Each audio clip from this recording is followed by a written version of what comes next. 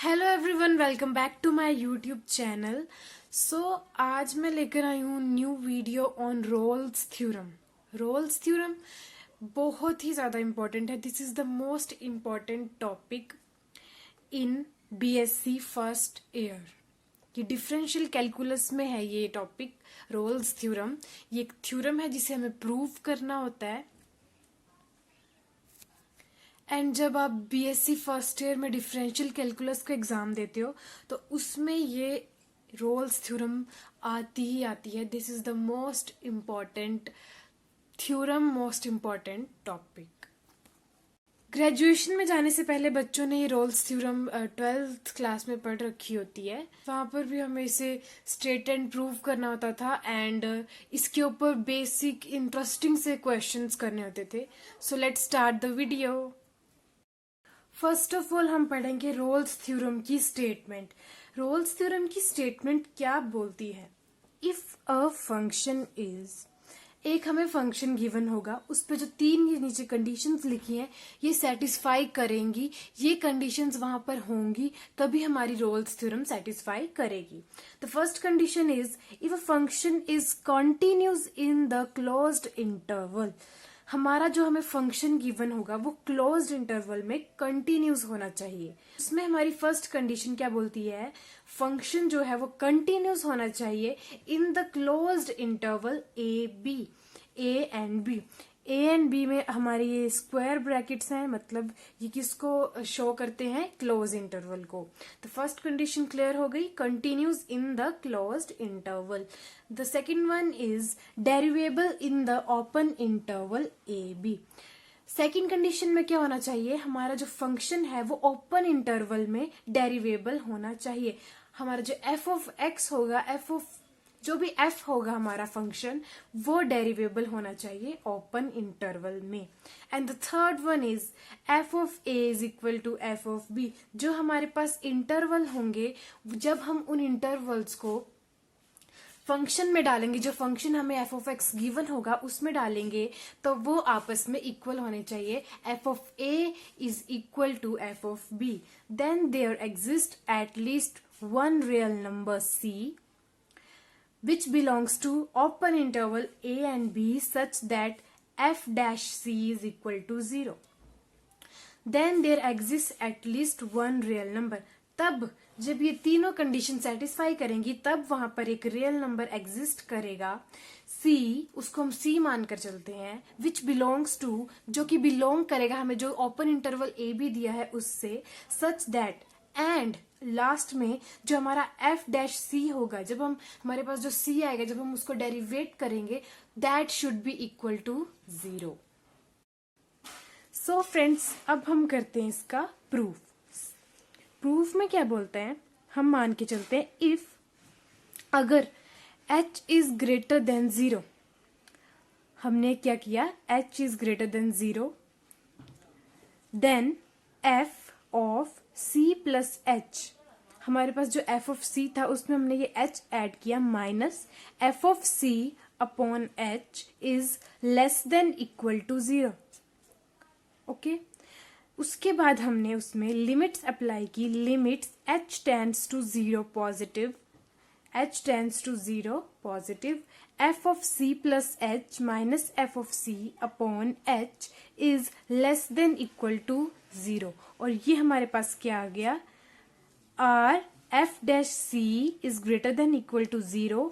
ये हमारा है राइट हैंड डेरिवेटिव। ये मैं आपको बताने के लिए लिख रही हूँ, अदरवाइज इसको नहीं लिखना है। तो ये हमारे पास आ गया right hand derivative of c. Again हम वही प्रोसेस करेंगे, लेकिन इस बार हम h लेस देन 0 लेंगे। पिछली बार हमने h ग्रेटर देन 0 लिया।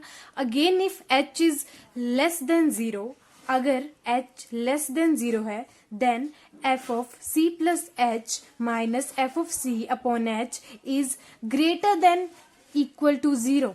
ये और ये साइन आपस में ऑपोजिट होंगे, यहां से हम इसे याद रख सकते हैं।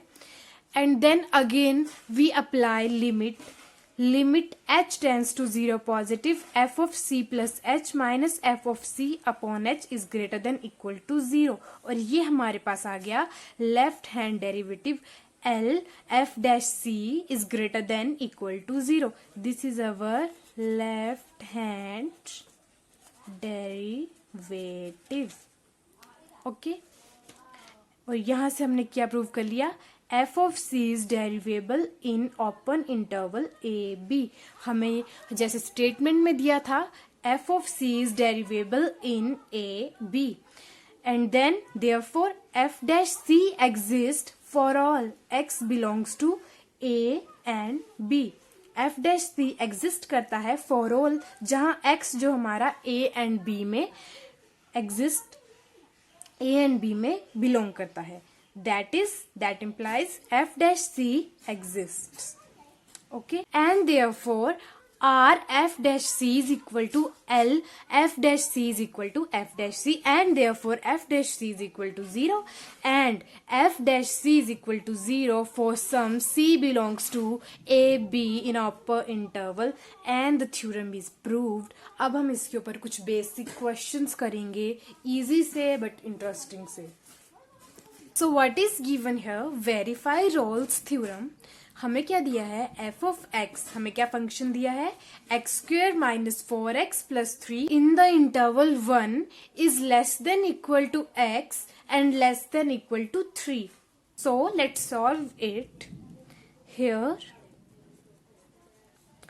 f of x is equal to x square minus 4x plus 3. Okay, ये हमें f ऑफ x गिवन है। लिखने का भी स्टाइल होता है तभी पेपर में मार्क्स मिलते हैं। अगर आप थोड़ा सा करके आओगे तो उसी अकॉर्डिंग मार्क्स मिलेंगे, जितना अच्छे से इलेबोरेट करोगे क्वेश्चन को उतने ही ज्यादा मार्क्स मिलेंगे। सो मैं लिखती हूँ next line, it is a polynomial in x। Obvious है ये एक पॉलिनोमियल है, किसमें, x में। It is a polynomial in x। So first condition क्या थी हमारी, since every polynomial is continuous function for every real value of x। First condition थी कि हमारा जो f ऑफ x है वो क्लोज्ड इंटरवल में कंटिन्यूस होना चाहिए। Function is continuous in close interval 1 and 3.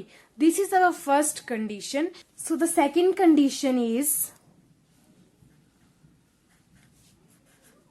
f dash x is equal to, second condition में हमारा फंक्शन जो था वो डेरिवेबल होना चाहिए था ओपन इंटरवल में। ठीक है, तो हमें जो फंक्शन गिवन है उससे हम डेरिवेट करेंगे। हमें गिवन था x square minus 4x plus 3, तो इसका डेरिवेटिव क्या होगा, 2x माइनस 4, 3 इज कॉन्स्टेंट, तो उसका derivative 0, which exists in open interval 1 and 3. Okay, therefore f is derivable in 1 to 3 open interval. And the third condition is f of 1, एक side हम f of 1 लेंगे is equal to एक side f of 3। ये दो दिए हम interval में। अब क्या दिया हमें function, x square minus 4x plus 3 is equal to x square minus 4x plus 3। इसमें हम 1 पुट करेंगे, 1 स्क्वेयर माइनस x में हम 1 पुट करेंगे प्लस 3 इज इक्वल टू, इसमें हम 3 पुट करेंगे x में, 4 into 3 plus 3 and 1 minus 4 plus 3 is equal to 3 3 is 9 minus 12 plus 3 and minus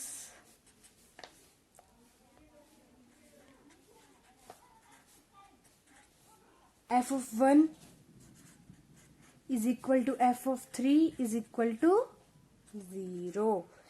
Therefore, f satisfies all the conditions of कौन सी theorem? Rolle's theorem. There must exist at least one real value C of x such that f dash c is equal to 0 where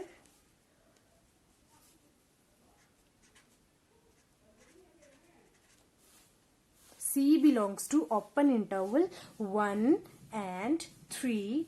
Therefore f dash c is equal to 0. अब हमारे पास f dash x क्या था? 2x minus 4. अब हम x की जगह पर c put करेंगे. 2c minus 4 is equal to 0. And अब यहां से हम c की वैल्यू निकालेंगे. c is equal to 4 minus 2 and that implies c is equal to 2. इसको हम लास्ट में हमारे पास c क्या आया? c is equal to 2 and last में हम लिखेंगे which lies in the open interval 1 to 3. Hence, Rolle's theorem verified. So this is all about the Rolle's theorem. ये सब Rolle's theorems को